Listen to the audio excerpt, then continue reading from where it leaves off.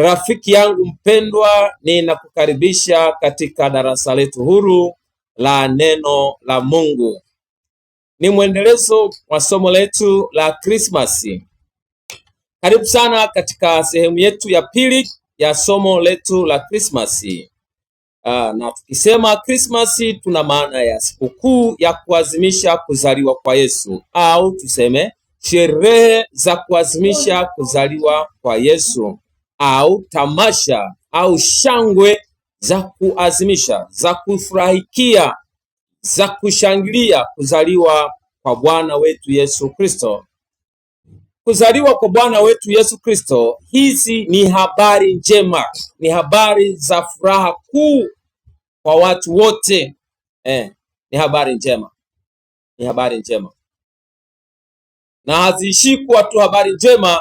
Maandiko yameongeza zenye furaha, na haziishi kwenye neno furaha, bali ni furaha kuu, na ishi kuwa ni furaha kuu, lakini nasema kwa watu wote.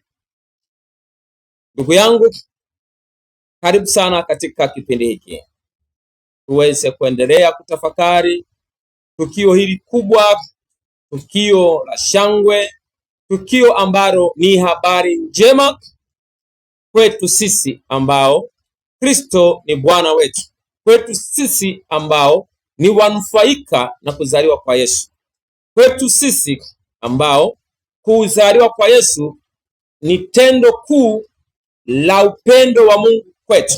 Yaani tendo la kuzaliwa kwa Yesu ni moja ya alama kuu za upendo wa Mungu kwa wanadamu. Lakini sivyo tu, kuzaliwa kwa Yesu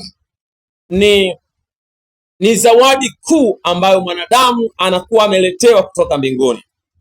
Kuzaliwa kwa Yesu tunasema ni mafunuo makuu ya Mungu kwa wanadamu, sawa na neno la Mungu katika kitabu cha Waebrania sura ya 1 mstari wa 1 hadi ule mstari wa 4, kwa sababu Yesu ndiye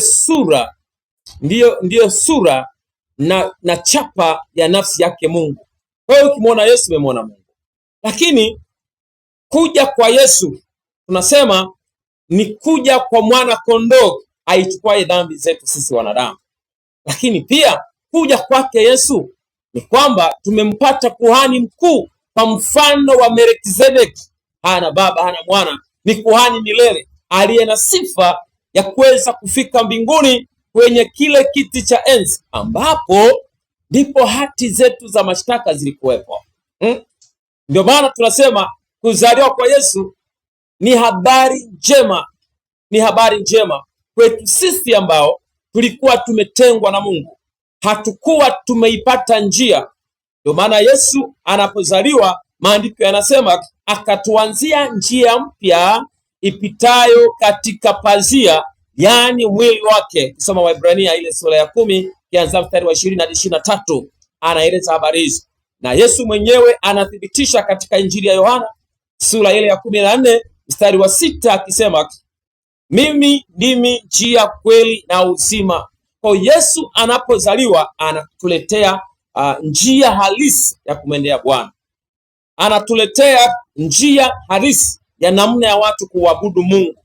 Kwa sababu maandiko yanasema wakati agano la kwanza lilipokuwa angali limesimama, njia ya kuendea patakatifu, njia ya kumwabudu Bwana ilikuwa haijafunuliwa bado. Pia anasema ilikuwa haijakamilika bado.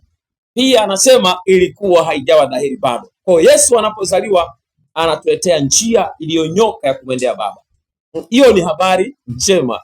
Na ndio maana Yesu anapokuja tunakuwa tumeupata mwili halisi na damu halisi, ambayo hiyo damu halisi ni kinywaji halisi kwa uzima wetu, na mwili wake unakuwa ni mwili halisi kama chakula chetu cha uzima.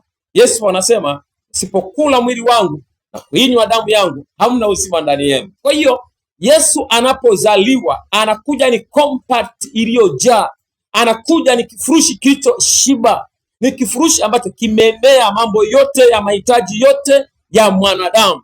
Anakuja ni suluhisho na ni jawabu sahihi kwetu wanadamu. Ndio maana malaika wanasema, jamani, msiwe na hofu, tunawaletea habari njema, habari za kuzaliwa kwa Yesu Kristo. Wale wachungaji waliposikia zile habari wakaanza kusema mambo gani haya? Wanashangaa, mbingu zimeachia Bwana, mbingu zimefunguka, malaika wanapanda na kushuka wakimsifu Bwana, wakimtukuza Bwana, wakiona shangwe. Wao sio wanufaika wa moja kwa moja, lakini waliona sababu ya kufurahia, waliona sababu ya kushangilia, waliona sababu ya kufanya sherehe ya kuzaliwa kwa Yesu. Wewe ni nani Bwana usiyependa kushangilia kuzaliwa kwa Yesu? Au wewe ni mwathiriwa na kuzaliwa kwa Yesu? Maana yake kama ushangilii na uoni faida, unaona ni jambo la kawaida tu, maana yake wewe sio mnufaika na kuzaliwa kwa Yesu. Basi tuache sisi wanufaika na kuzaliwa kwa Yesu, tuwe na sherehe, tuwe na shangwe, tuwe na tamasha, tuwe na sikukuu, maana sisi ni wanufaika. Waulize watu wanaojua mambo ya furaha, tena furaha kuu, labda watu wa sport, ukawaulize kidogo, wakiona goli limeingia na likawa ni goli la ushindi, unaona jinsi ambavyo vibe inavyokuwa kubwa pale uwanjani. Wanasubiri tangazo, eti jamani basi tumefunga goli, shangilieni. Hapana, inakuwa ni vibe ndugu yangu. Lakini wale wa upande wa pili ambao wamefungwa, si wanufaika na goli lile, wanakuwa kimya. Wengine wanalia huko, wengine wanakuwa na huzuni. Na yawezekana na wewe ambaye ushangilii kuzaliwa kwa Yesu, huenda na wewe sio mnufaika. Goli lililopatikana kwako limeleta hasara, lakini kwetu ambao limeleta ushindi, rafiki yangu, hebu tuache tushangilie. Hata ni wanufaika na ujio huo, ni wanufaika na kuzaliwa kwake, ni wanufaika na ugeni huo. Ni ugeni mzuri kwetu. Yeye ni Emmanuel, Mungu pamoja na sisi. Yeye ni Yesu ambaye atawaokoa watu na dhambi zao. Kwa hiyo tumepata zawadi kubwa sana. Kwa hiyo tunapoendelea na tafakari hii ya Christmas, niombe sasa ukae vizuri. Tunapoenda sehemu ya 3 kuona namna mamajusi ilivyowagharimu kuwa na safari ndefu, tunajifunza nini kwao? Hawa kina mamajusi ni akina nani? Walitoka wapi? Walikuja na nini? Furaha yao ilikuwa ni nini? Shida yao kwa Yesu ilikuwa ni nini? Tutajifunza kwao pia katika sehemu ya 3 inayofuata. Kwanza ni kupatie nafasi ya kuwa na mapumziko mafupi ili ujiandae vizuri na tunapoenda na uchambuzi wa mamajusi katika tafakari yetu ya somo la Christmas katika mwendelezo wetu huu. Na Mungu akubariki sana kwa sababu uko tayari kuendelea na darasa letu hili la habari njema za furaha kuu.